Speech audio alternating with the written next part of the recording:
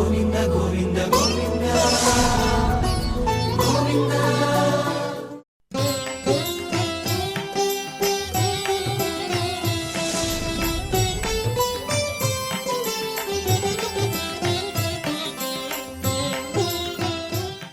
గురుర్బ్రహ్మా గురుర్విష్ణుః గురుర్దేవో మహేశ్వరః గురుస్సాక్షాత్ పరం బ్రహ్మ తస్మై శ్రీ గురవే నమః. సుగ్రీవాదియుతం శ్రీశం భస్మాంగావృతమీశ్వరం మహేశ్వర సమం ధ్యాయేత్ కిష్కింధాకాండ ఉత్తమే. శ్రీరామచంద్ర పరబ్రహ్మణే నమః. మొదటి సర్గను పూర్తి చేసుకొని మనం రెండవ సర్గలోకి ప్రవేశించబోతూ ఉన్నాం. మొదటి సర్గలో పంపా సరోవర ప్రాంతంలో సుందరమైన దృశ్యాలను చూస్తూ సీతావియోగం పొందిన రామచంద్రుడి యొక్క దుఃఖాన్ని, ఆ దుఃఖాన్ని శమింపజేస్తూ లక్ష్మణస్వామి ఎప్పటికీ కూడా యథార్థములైన ధైర్యవచనాలను తెలియచేయడం, లోకానికంతటికి కూడా ఆ ధైర్యవచనాలు వియోగంలో ఉన్న వారికి ఏ విధంగా ఉపయోగపడతాయి అనేటటువంటి అంశాన్ని మనం చెప్పుకున్నాం. అలాగే లక్ష్మణుని మాటల చేత ధైర్యాన్ని విడిచిన వాడై, శోకాన్ని విడిచిన వాడై, కార్యోన్ముఖుడై రామచంద్ర ప్రభువు సీతమ్మ అన్వేషణకు పంపా సరోవరాన్ని దాటి ముందుకు బయలుదేరాడు అనే విషయాన్ని చెప్పి, రామలక్ష్మణులు ఇద్దరూ కూడా ఋష్యమూక పర్వత సమీప ప్రాంతానికి చేరడం, వారిని చూసి సుగ్రీవుడు భయపడడం, ఇలాంటి విషయాలన్నింటినీ కూడా మనం ప్రస్తావన చేసుకున్నాం. అందులో అంతరార్థంగా జీవునికి పరమాత్మకు ఉండేటటువంటి సంబంధం, తన నుంచి దూరమైనటువంటి జీవుడు ఏ విధంగా ఆర్తిని పొందుతూ ఉంటాడో, ఆ ఆర్తిని చూసి పరమాత్మ ఏ విధంగా దుఃఖాన్ని పొందుతూ ఉంటాడో, ఆ దుఃఖానికి కారణము జీవుడు పొందుతున్నటువంటి దుఃఖము అనే అంశాన్ని కూడా మనం చెప్పుకున్నాం. అలా రామలక్ష్మణులు ఇద్దరూ కూడా ఈ పంపా సరోవరాన్ని దాటి ఋష్యమూక పర్వత సమీపంలో లక్ష్మణుడితో కలిసి సీతమ్మను వెతుకుతూ ఉన్నారు. అలా వెడుతూ ఉన్నటువంటి వారిని చూసినటువంటి సుగ్రీవుడు భయపడుతూ ఉన్నాడు అని అన్నాం. ఇక్కడ అంతరంగా తన నుంచి దూరమైనటువంటి జీవునికి ఆచార్యుని అనుగ్రహాన్ని కలిగించడం ద్వారా తిరిగి తనను చేరడానికి కావలసినటువంటి ఆచార్యుని అనుగ్రహం కోసం రామచంద్ర ప్రభువు ఆచార్యుని అన్వేషిస్తున్నటువంటి విధంగా ఉంటుంది. కనుక ఇక్కడ ఈ రెండవ సర్గలో మనకు శ్రీమద్ రామాయణ మహామాలారత్నమైనటువంటి స్వామి హనుమ దర్శనం మనకు కలుగుతుంది. మొట్టమొదటిసారి రామాయణంలో స్వామి హనుమ మాట్లాడుతారు ఈ సర్గలో. ఇప్పటి వరకు కూడా ఎక్కడ స్వామి హనుమ ప్రస్తావన కానీ ఆయన మాటలు కానీ ఉండవు. ఇప్పుడు స్వామి హనుమ మాటలు ఈ రెండవ సర్గలో మనకు భయాన్ని తొలగింపజేసి, శోకాన్ని తొలగింపజేసి, చక్కగా ధైర్యాన్ని కటాక్షింపజేసేటటువంటి విధంగా ఉంటాయి. అలాంటి చక్కటి మాటలు ఈ రెండవ సర్గలో మనకు వినిపిస్తూ ఉంటాయి.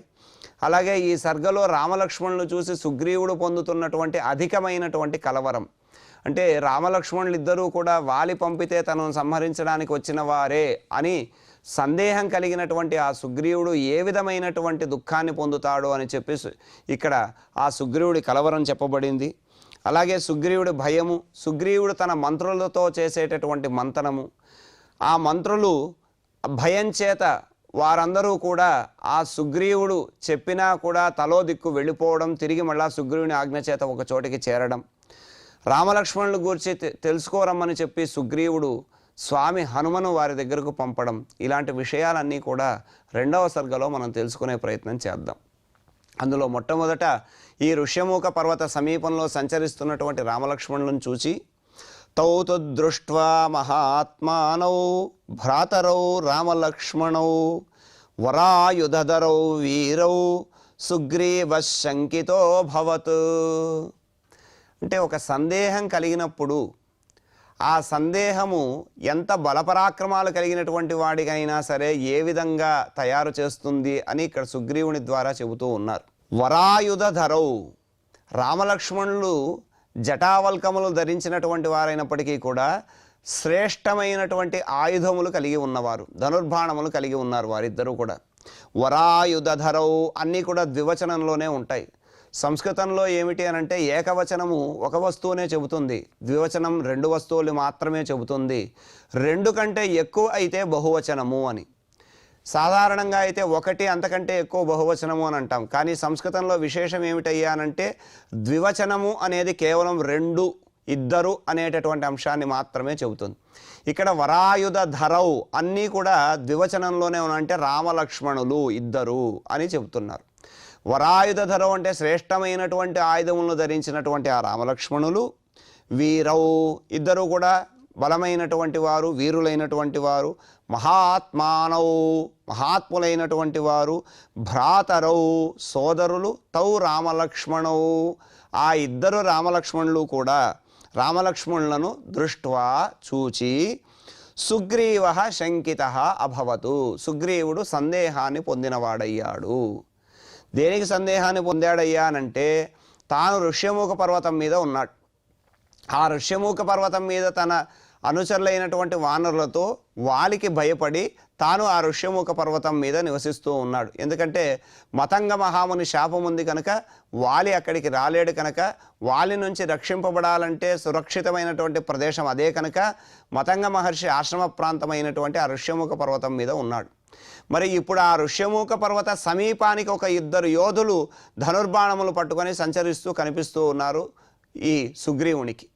ఇలా వారిని చూసినటువంటి వారు ఎలా ఉన్నారయ్యా అనంటే ఆజానుబాహులై గొప్పదైనటువంటి ధనస్సులు చేతబట్టినటువంటి వారై, అలాగే తాపస వేషధారులు, తాపసులు అంటే ఋషులు ఏ విధంగా మునులు ఏ విధంగా అయితే ఉన్నారో ఆ విధంగా మునులు ధరించిన వేషములు కలిగినటువంటి వారై, మనోహరమైనటువంటి ఆకారములు కలిగిన వారై, మహాత్ములైనటువంటి ఆ 2 రామలక్ష్మణుల్ని కూడా ఆ ఋష్యముఖ సమీపంలో చూశాడు సుగ్రీవుడు.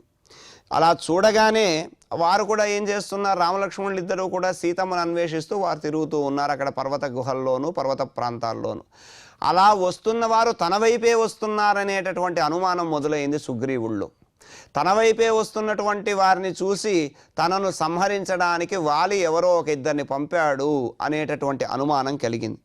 ఎప్పుడైతే అనుమానం కలుగుతుందో అంటే సందేహం కలిగిన మరుక్షణం సగం చనిపోయినట్టే. ఎంత బలం కలిగినా ఎంత పరాక్రమం కలిగినా సందేహం కలిగింది అని అంటే సందేహం కలిగిన మరుక్షణం సగం ప్రాణం పోయినట్టే. అందున భయంతో కూడిన సందేహం కలిగిందటే ఇక మనస్సు ఏ రకమైనటువంటి ఆలోచన కూడా చేయదు, మనస్సు చేయవలసిన పని కూడా ఆగిపోతుంది. కనుక సందేహంతో ఎప్పుడైతే భయం కలిగిందో మరుక్షణం ఆలోచన కూడా నశిస్తుంది, బుద్ధి పనిచేయడం మానేస్తుంది. సుగ్రీవుడి పరిస్థితి అదే విధంగా ఉంది. ఎందుకంటే సుగ్రీవుడు ఉండేటటువంటి స్థానం ఋష్యమూక పర్వతం. ఆ ఋష్యమూక పర్వతం మీదకి వాలి ఏ పరిస్థితుల్లోనూ రాలేడు. అది సురక్షితమైన ప్రదేశం అయినప్పటికీ, అది సురక్షితమని తెలిసినప్పటికీ వారిద్దరినీ చూసి వారిద్దరూ కూడా వాలి చేత పంపబడినటువంటి వారు, ఆ వచ్చేటటువంటి ఆ 2 కూడా తననే సంహరిస్తారనేటటువంటి అనుమానం ఒకటి మొదలయ్యింది సుగ్రీవుడిలో. ఆ సందేహం చేత తాను సురక్షితంగా ఉండి కూడా ఆ సందేహం చేత ఆ భయాన్ని పొందినటువంటి వాడై ఆలోచన రహితుడై తాను వాలి రాకుండా తనను సంహరించడానికి ఎవరో పంపారనేటటువంటి సందేహంతోనే మిక్కిలి భయాన్ని పొందుతూ ఉన్నాడు. కనుక అనుమానం కలిగితే పరాక్రమం అనేటటువంటిది ఉన్నప్పటికీ కూడా ఆలోచనను నశింపచేసి భయాన్ని కలిగిస్తుంది. భయం కలిగింది అని అంటే ఇక ఏ పని కూడా చేయలేడు. కనుక తాను పరాక్రమవంతుడు, సుగ్రీవుడు గొప్ప పరాక్రమం కలిగిన వాడు. కానీ వచ్చినవాడు వారి యొక్క ఆకారాలను చూసి వారి చేతిలో ఉన్నటువంటి ఆయుధాలను చూసి తనను సంహరించడానికి వాలి పంపాడనేటటువంటి భయం చేత సందేహం చేత తాను దుఃఖాన్ని పొందుతూ ఉన్నాడు. అలా ఉద్విగ్న హృదయ సర్వాః దిశః సమవలోకయన్ నవ్యతిష్ఠత కస్మింశ్చిత్ దేశే వానరపుంగవః. వానరపుంగవః వానరుల్లో శ్రేష్ఠుడైన వాడు. ఉద్విగ్న హృదయ భయం చేత హృదయంలో తత్రపాటు కలిగింది. అంటే హృదయం అంతా కూడా భయంతో నిండిపోయింది. ఉద్విగ్నము అని అంటే తత్రపాటు. సర్వాహ దిశ సమవలోకయన్ ఆయన అన్ని దిక్కులా చూస్తూ ఉన్నాడు సుగ్రీవుడు. అంటే రామలక్ష్మణులు ఇలా వస్తూ ఉన్నారు, రామలక్ష్మణులు వస్తున్నటువంటి దిక్కును చూడటమే కాకుండా అన్ని దిక్కులు కూడా చూస్తూ కస్మింశ్చిత్ దేశే నవ్యతిష్ఠత అక్కడ ఏ ప్రదేశంలో కూడా ఒక్క క్షణం కూడా నిలబడకుండా అటు ఇటు తిరుగుతూ ఉన్నాడు సుగ్రీవుడు. అంత భయాన్ని పొందాడు. ఇక్కడ రామలక్ష్మణులు ఇద్దరూ కూడా ధనుర్బాణములు ధరించినటువంటి వారై బలవంతులుగా ఉన్నటువంటి వారి ఆకారాలను చూడగానే వానరశ్రేష్ఠుడైనటువంటి సుగ్రీవుడి యొక్క మనస్సు భయంతో నిండిపోయింది, తత్రపాటు పొందాడు. దాని చేత ఇంకా ఎవరైనా వస్తున్నారేమో, ఏ దిక్కు నుంచి ఎవరిని వాలి పంపించాడో, లేకపోతే ఏ దిక్కున తాను తప్పించుకోవడానికి అవకాశం ఉందో, ఈ విధంగా రకరకాలైనటువంటి భయంతో కూడినటువంటి ఆలోచనలు చేస్తున్నటువంటి వాడై నలుదిక్కులా కూడా చూస్తూ నిమిషమైనా కూడా ఒక చోట నిలబడకుండగా తాను అటు ఇటు గెంతుతూ భయం చేత ఆ రామలక్ష్మణులు తాను సంహరించడానికి వస్తున్నారు, ఆ వస్తున్న ఇద్దరు వీరులని కూడా వాలి పంపించాడు అనేటటువంటి అనుమానం ఇంకా పెరిగిపోతూ ఆ ఋష్యమూకం వైపు వడివడిగా అడుగులు వేస్తున్నటువంటి వారిద్దరినీ కూడా చూసి అక్కడి నుంచి ఎలా తప్పించుకోవాలా, లేకపోతే ఇంకా ఎవరైనా వస్తున్నారా అనేటటువంటి భయంతో తాను నలువైపులా కూడా చూస్తూ ఉన్నాడు. అలా చూస్తూ నైవ చక్రే మనస్థానే వీక్షమాణో మహాబలౌ కపే పరమభీతస్య చిత్తం వ్యవససాదః. మహాబలౌ వీక్షమాణః, గొప్ప పరాక్రమం కలిగినటువంటి వారిద్దరినీ కూడా వీక్షమాణః చూస్తున్నవాడై, మనస్తాతుం నైవ చక్రే, మనస్సు ఒక చోట నిలవకుండా పోయింది. అంటే ఆ పరాక్రమం చేత తనను జయించడానికి వస్తున్నారేమో అనేటటువంటి భయం చేత తాను పరాక్రమవంతుడైనప్పటికీ కూడా తన బలమేమిటో తన పరాక్రమమేమిటో కూడా గ్రహించలేనటువంటి వాడై, ఆ మనస్సు నిండా భయం నిండిపోయినటువంటి వాడై, పరమభీతస్య, మిక్కిలి భయపడుతున్నటువంటి కపేహే చిత్తం వ్యవససాదః, ఆ సుగ్రీవుడి యొక్క మనస్సు దుర్బలమైపోయింది. బలవంతుడి యొక్క మనస్సు కూడా భయం చేత దుర్బలత్వాన్ని పొందింది. అంటే భయం అనేటటువంటిది వానిలో ఉన్నటువంటి శక్తిని కూడా క్షీణింపజేస్తుంది అని చెప్పి ఇక్కడ సుగ్రీవుడు ఇంతగా భయపడుతున్నాడు అనే అంశాన్ని చాలా స్పష్టంగా చెబుతూ, భయం అనేటటువంటిది ఎంతటి వారినైనా సరే క్షీణింపజేస్తుంది, నశింపజేస్తుంది, అనాలోచితులుగా తయారు చేస్తుందనే అంశాన్ని చెబుతూ ఉన్నాడు. ఈ విధంగా సుగ్రీవుడు మనోధైర్యాన్ని కోల్పోయినటువంటి వాడై అక్కడ కూడా రామలక్ష్మణులను చూసి తిరిగి మళ్ళా భయాన్ని పొందుతూ ఉన్నాడు ఆయన. ఆ భయం చేత సందేహంతో దిక్కుతోచనటువంటి స్థితిలో ఏం చెయ్యాలో కూడా తెలియటం లేదు.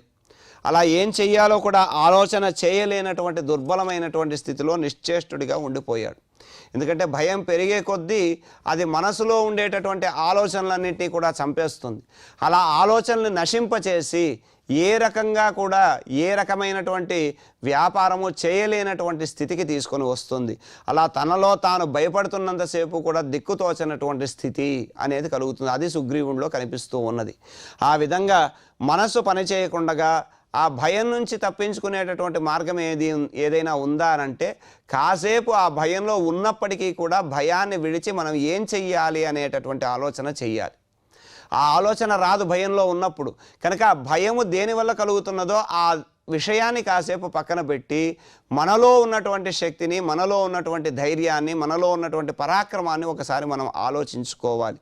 అలా ఎలా బయటపడాలో ఆలోచన చేసేటటువంటి వాడిగా చెబుతూ, కపిరాజు అక్కడ వానరులకు అధిపతి, అంటే ఆయన రాజు కాబట్టి రాజధర్మములు తెలిసినవాడు.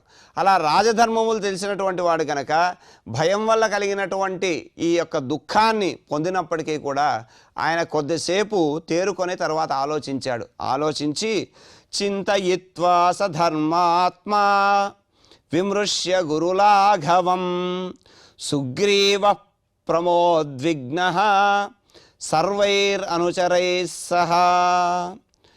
ఇక్కడ చింతయిత్వా సధర్మాత్మ, ధర్మాత్ముడైనటువంటి ఆ సుగ్రీవుడు ఆలోచిస్తూ ఉన్నాడు.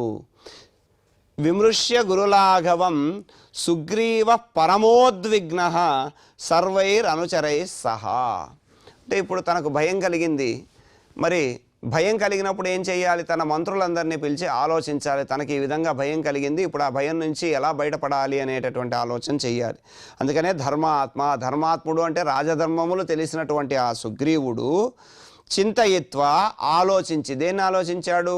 గురులాఘవం, తన యొక్క బలమేమిటి, తన యొక్క బలహీనత ఏమిటి అనేటటువంటి వాటిని, అంటే తన యొక్క ఆధిక్యాన్ని అల్పత్వాన్ని ఆలోచించి, విమృశ్య ఆలోచించి, తై సర్వై సహ పరమోద్విగ్న. మరి ఆలోచించిన దానికి ఫలితం ఏమిటయ్యానంటే తిరిగి మళ్ళా ఈ వానరరాజు అధికమైనటువంటి దుఃఖాన్ని పొందాడు అని అంటున్నాడు. ఎందుకు అనంటే ఇక్కడ ధర్మాత్ముడు అంటే రాజధర్మాలు తెలిసినటువంటి రాజుగా తాను ఎవరితోనైనా యుద్ధం చేయవలసినటువంటి సందర్భం వస్తే ఇప్పుడు ఆ ఇద్దరు కూడా వాలి పంపినటువంటి శత్రువులు అని భావిస్తున్నాడు సుగ్రీవుడు. మరి వస్తున్న ఆ ఇద్దరితో తను పోరాడాలా, లేకపోతే అక్కడి నుంచి పారిపోవాలా, లేదా తాను అక్కడే ఉండాలా, ఇలాంటి సందేహాలన్నీ కూడా మనసులో కలుగుతూ ఉన్నాయి సుగ్రీవునికి. అలా కలుగుతూ ఉన్నప్పుడు రాజధర్మం ఏం చెబుతుంది అంటే ముందు తనలో ఉన్నటువంటి బలం ఏమిటి, లేదా శత్రువులో ఉన్నటువంటి బలం ఏమిటి, శత్రుపక్షంలో ఉన్నటువంటి బలాబలాలు, తన వైపు ఉన్నటువంటి బలాబలాలు కానీ, లేదా శత్రుపక్షంలో ఉండేటటువంటి బలహీనత, తన దగ్గర ఉన్నటువంటి బలహీనత, లేదా శత్రుపక్షంలోనూ తన పక్షంలోనూ రెండింటిలోనూ సమంగా ఉండేటటువంటి అంశాలు ఏమిటి, వీటి గురించి ఆలోచించాలి. వీటిని ఆలోచించిన తరువాతనే సామదాన భేద దండోపాయాలు అనేటటువంటి వాటిని దేన్నైనా ఉపయోగించి తాను ప్రయోజనాన్ని పొందాలి. కనుక ఇక్కడ వానర్లకు అధిపతి అయినటువంటి ఆ సుగ్రీవుడు ఆయుధములు ధరించి పరాక్రమంతో వస్తున్నటువంటి ఆ ఇద్దరు వీరులను కూడా చూసి భయకంపితుడై తన యొక్క మంత్రుల్ని తన సైన్యాన్ని దగ్గరకు రమ్మన్నాడు.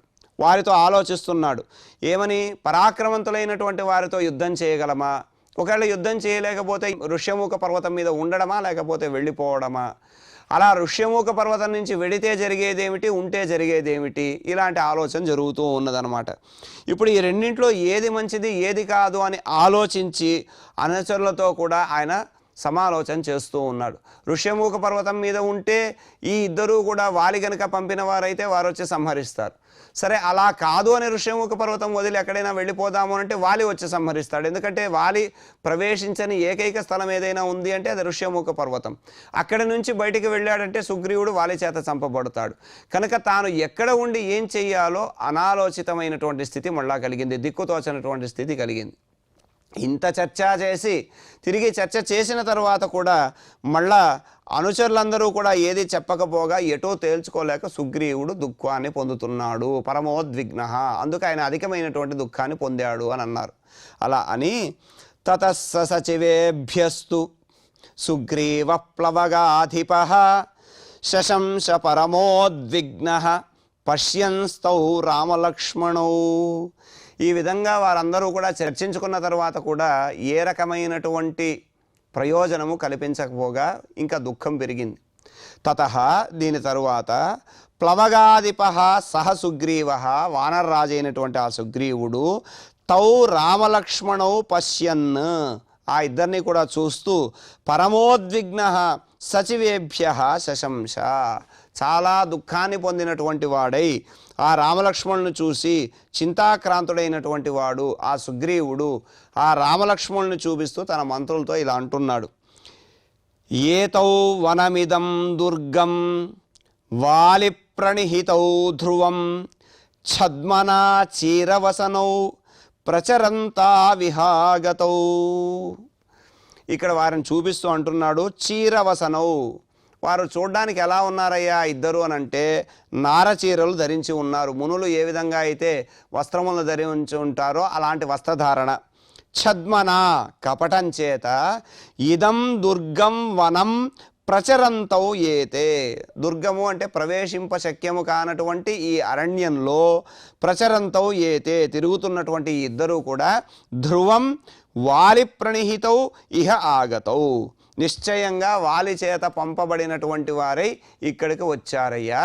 చూశారా వారు ఎలా ఉన్నారో అంటే సందేహం కలిగింది, ఆ సందేహము దృఢమయ్యింది. ఆ దృఢం చేత కలిగినటువంటి భయంతో ఈ మాటలన్నీ కూడా వస్తున్నాయి. వస్తూ మంత్రులారా చూడండి, ఆ పర్వత సమీపంలో ఇద్దరు తిరుగుతున్నారు. ఆ తిరుగుతున్న ఇద్దరు కూడా వీరులు ఎలా ఉన్నారో చూసావా, వారిని గుర్తించడానికి కూడా వీలు లేకుండా ఉంది. ఎందుకు అనంటే వారు దుర్గమమైనటువంటి అరణ్యంలో వారు సంచరిస్తూ ఉన్నారు. ఈ అరణ్యంలో సాధారణమైనటువంటి మనుషులు ఎవరూ కూడా రారు సంచారం చేయడానికి. అలాంటిది ఇద్దరు వచ్చారు. వచ్చినటువంటి వారిద్దరిని చూస్తే నాకు అనుమానాస్పదంగా ఉందయ్యా. ఎందుకంటే ఇక్కడ వాలి స్వయంగా రాలేడు కనుక వీరిద్దరిని పంపాడేమో. బహుశా వీరిద్దరూ కూడా వచ్చినటువంటి వారు ఎలా ఉన్నారు, నారచీరలు ధరించి ఉన్నారు, జటాజూటాలు ఉన్నాయి. అలా వీరు చూస్తే వీరులు అనడానికి లేదు, మునుల్లాగా ఉన్నారు. పోనీ మునులందామా అంటే చేతిలో ధనుర్బాణాలు పట్టుకొని ఉన్నారు. మరి ధనుర్బాణాలు పట్టుకొని మునులు సంచరించరు కదా, కాబట్టి వీరు వీరులా మునులా అని నాకు తేల్చుకోలేకుండా ఉన్నాను. అలాగని పోనీ వీరిని మునులు అనుకుందామా అనంటే వీరు వేసుకున్నటువంటి ఆ వేషాలు, వీరి యొక్క భారీ దేహాలు, ఎత్తైనటువంటి కోదండాలు, అగ్నితో సమానంగా ప్రకాశిస్తున్నటువంటి ఆ ప్రకాశము, ఇవన్నీ కూడా చూస్తే వీరు వేసిన వేషము నన్ను వంచడానికి వారు కట్టిన వేషంలాగా ఉంది తప్ప వారు నిజంగా మునులు కారేమో అని నాకు అనిపిస్తూ ఉన్నది. అంటే అనుమానం బాగా ఎక్కువయ్యి ఆ సందేహం ఇంకా ప్రబలమయ్యి అక్కడ వస్తున్నటువంటి వారు నిజంగా తన శత్రువులే అనేటటువంటి భావనలోకి వెళ్ళిపోతూ ఉన్నాడు ఆయన. ఇలా వాలికి తన పట్ల ఉన్నటువంటి విరోధం చేత వాలి స్వయంగా రాలేడు కాబట్టి వీరిద్దరిని పంపాడేమో అని చెప్పి వంచనతో వీరు నన్ను సంహరించడానికి వస్తున్నారయ్యా. తాపసులే కనుకైతే వీరి చేతిలో ఆయుధాలు ఉండకూడదు, వీరి చేతిలో ఆయుధాలు ఉన్నాయి. పోనీ వీరులందామా అంటే మునుల్లాగా వేషం ధరించి ఉన్నారు, కాబట్టి వీరిద్దరూ కూడా తప్పనిసరిగా వాలి పంపిన వారే అనే అనుమానం బాగా దృఢమై పెరిగింది. అలా వాడు వస్తూ ఉంటే సుగ్రీవుడు తన సచివులతో ఇలా అంటున్నాడు. ఈ విధంగా మాటలు విన్నటువంటి ఆమంత్రులు అంటున్నారు, తత సుగ్రీవ సచివాహ దృష్ట్వా పరమధన్వినౌ జగ్ముర్గిరితటాస్తస్మాత్ అన్యచ్చికరముత్తమం. వారు వస్తున్నటువంటి ఆ రామలక్ష్మణుని తతహ అంటే దీని తర్వాత, అంటే సుగ్రీవుడు ఈ విధంగా వారు మునులు కారు, వీరులు కారు, వారి యొక్క వేషాలు చూస్తే ఈ విధంగా ఉన్నాయి, నాకు భయం కలుగుతోంది, అనుమానాస్పదంగా ఉంది అని ఇన్ని మాటలు చెప్పిన తరువాత సుగ్రీవ సచివాహ సుగ్రీవుడి యొక్క మంత్రులందరూ కూడా పరమధన్వినౌ గొప్ప ధనస్సులు ధరించినటువంటి రామలక్ష్మణులను దృష్ట్వా చూసి తస్మాత్ గిరితటాత్ ఉత్తమం అన్యత్ శిఖరం జగ్ముహు. ఒక కొండ నుంచి, ఒక పర్వతం నుంచి ఇంకో పర్వతానికి వెళుతూ ఉన్నారు. ఒక పర్వతం మీద ఉన్నటువంటి వారు భయంతో ఇక్కడికి రామలక్ష్మణులు వస్తారేమో అనేటటువంటి భయంతో ఇంకో పర్వతం మీదకి దూకుతూ ఉన్నారు. ఇలా వీరు ఒక చోట ఉండకుండగా, అంటే మంత్రులు సమాలోచన చేసిన తర్వాత చక్కగా వారు ఈ రాజుగారికి ధైర్యం చెప్పాలి. అలా ధైర్యం చెప్పకపోగా ఈ సుగ్రీవుడు ఎవరితో అయితే మాట్లాడారో వాళ్ళందరూ కూడా రామలక్ష్మణులను చూసి భయాన్ని పొందినటువంటి వారై వారు ఒక శిఖరం నుంచి మరొక శిఖరానికి దూకుతూ ఉన్నారు. ఇలా దృఢమైనటువంటి దేహములతో ఎత్తైనటువంటి కోదండములు ధరించినటువంటి రామలక్ష్మణులను చూసి వారు తమ వైపుకు వస్తారేమో, తమ రాజుకే హాని కలిగించడానికి వచ్చినటువంటి వారు తమల్ని కూడా సంహరిస్తారేమో అని చెప్పి వారు భయపడుతూ ఉన్నారు. అలా భయపడుతూ తే క్షిప్రమధిగమ్యాథ యూథపాయూథవర్షభం పరయో వానరశ్రేష్టం పరివార్యోపతస్థిరే. అథ అంటే ఈ విధంగా వారు ఒక చోట నుంచి ఒక చోటికి వెడుతున్నటువంటి వారై యూథపాహ, యూథపహ అంటే ఇక్కడ సమూహము, ఆ వానర గుంపులకు నాయకులైనటువంటి వానరాహ వానరములు క్షిప్రం వెంటనే అభిగమ్య ఆ పర్వతాన్ని చేరారట. అంటే ఇక్కడ వానర సమూహాలకన్నింటికీ కూడా శ్రేష్టమైనటువంటి నాయకుడు సుగ్రీవుడు. మరి ఆ సుగ్రీవుడు ఈ విధంగా చెబితే ఆ సుగ్రీవుని చుట్టూ పరివార్య, ఆ సుగ్రీవుని చుట్టూ ఉపతిస్థిరే కూర్చున్నారు. అంటే ఒక శిఖరం నుంచి మరొక శిఖరానికి, అక్కడి నుంచి ఈ వృక్షానికి ఇలా గెంతుతూ ఉన్నటువంటి ఆ వానరులన్నింటినీ కూడా ధనుర్బాణములు ధరించి ఉన్నటువంటి రామలక్ష్మణుల యొక్క అద్భుతమైనటువంటి రూపాలు చూసి భయపడుతూ ఉంటే సుగ్రీవుడు ఆజ్ఞాపించి వాటిని అన్నింటినీ కూడా ఒక చోట చేరమని ఆజ్ఞ ఇస్తే సుగ్రీవ ఆజ్ఞను పొందినటువంటి ఆ వానరులన్నీ కూడా ఆ సుగ్రీవుని చుట్టూ కూడా చేరాయి అని చెప్పి ఇక్కడ ఆ సుగ్రీవుడు పొందుతున్నటువంటి ఆవేదనంతా కూడా చెప్పాడు. ఇలా ఋష్యమూక సమీపంలో రామలక్ష్మణుని చూసి సుగ్రీవుడు పొందినటువంటి కలవరాన్ని తెలియజేసేటటువంటి శ్లోకాలను పారాయణ చేసుకుందాం. తౌ తు దృష్ట్వా మహాత్మానౌ భ్రాతరౌ రామలక్ష్మణౌ వరాయుధరౌ వీరౌ సుగ్రీవ శంకితోభవత్ ఉద్విగ్నహృదయ సర్వాః దిశః సమవలోకయన్ నవ్యతిష్ఠత కస్మింశ్చిత్ దిశే వానరపుంగవః నైవ చక్రే మనస్థానే వీక్షమాణో మహాబలౌ కపేః పరమభీతస్య చిత్తం వ్యవససాదః చింతయిత్వా సధర్మాత్మా విమృశ్య గురులాఘవం సుగ్రీవః పరమోద్విగ్నః సర్వైరనుచరైः సహ తతః సచివేభ్యస్తు సుగ్రీవః ప్లవగాధిపः శశంస పరమోద్విగ్నః పశ్యన్స్తౌ రామలక్ష్మణౌ ఏతౌ వనమిదం దుర్గం వాలిప్రణిహితౌ ధ్రువం ఛద్మనాచీరవసనౌ ప్రచరంతా విహాగతౌ తతః సుగ్రీవ సచివాః దృష్ట్వా పరమధన్వినౌ జగ్ముర్గిరితటాత్ తస్మాత్ అన్యచ్చికరముత్తమం తే క్షిప్రమధిగమ్యాథ యూథపాయూథవర్షభం పరయో వానరశ్రేష్టం పరివార్యోపతస్థిరే ఇతి శ్రీమద్ రామాయణే ఆదికావ్యే కిష్కింధాకాండే ద్వితీయ సర్గే 8 శ్లోకాః. ఈ కార్యక్రమాన్ని క్షమాప్రార్థనలతో మంగళాంతంగా పరిపూర్ణం చేసుకుందాం. యదక్షరపదభ్రష్టం మాత్రాహీనం చ యద్భవేత్ తత్సర్వం క్షమ్యతాం దేవ నారాయణ నమోస్తుతే. కాయేన వాచా మనసేంద్రియైర్వా బుద్ధ్యాత్మనా వా ప్రకృతే స్వభావాత్ కరోమి యద్యత్ సకలం పరస్మై నారాయణాయేతి సమర్పయామి. శ్రియః కాంతాయ కళ్యాణ నిధయే నిధయేర్తినాం శ్రీవేంకటనివాసాయ శ్రీనివాసాయ మంగళం.